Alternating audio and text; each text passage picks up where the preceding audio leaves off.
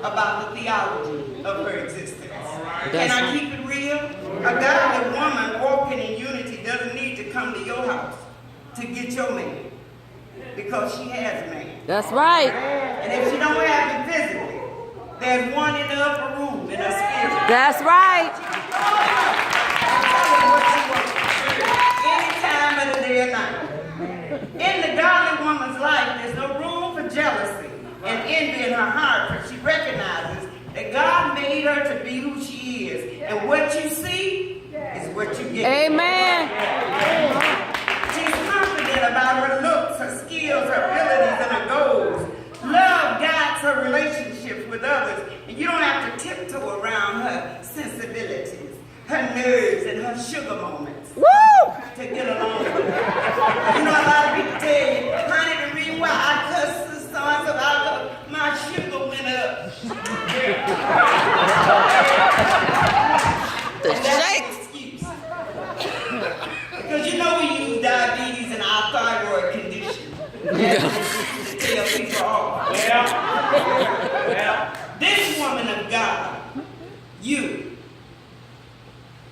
whether her man stays or strays, she looks to the hills for help. Because she is reminded that it all comes from God. Folks think they know her story and don't have a clue that there's something within that holds the reins. Something that keeps her in her midnights of loneliness, her pain, rejection, and discouragement. And you do know that there's some women that's got a man in the house and they're still lonely.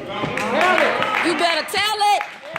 They're married while they're single. Amen. Single while married. There's something that shakes her and wakes her, that makes her get up and make it to her blessing without giving up. She takes care of her home, her children, her business, and her extended family because God gives her the strength. Sometimes we get assignments in this life that upsets our foundation and disrupt our flow. Somebody here today needs to know that God has a calling on your life, and you cannot stay where you are. Godly women walking in unity cannot be stuck in our adversities, our pain, and our disappointments. We're not desperate housewives. Yes, Jesus. American Idol, divas, You better tell it. or hopeful in the Sunday best. We must learn how to love ourselves when nobody else appears to care.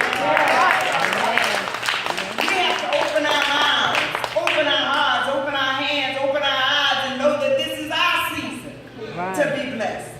No matter what the media says about the economy, we need to know that God is not in a recession.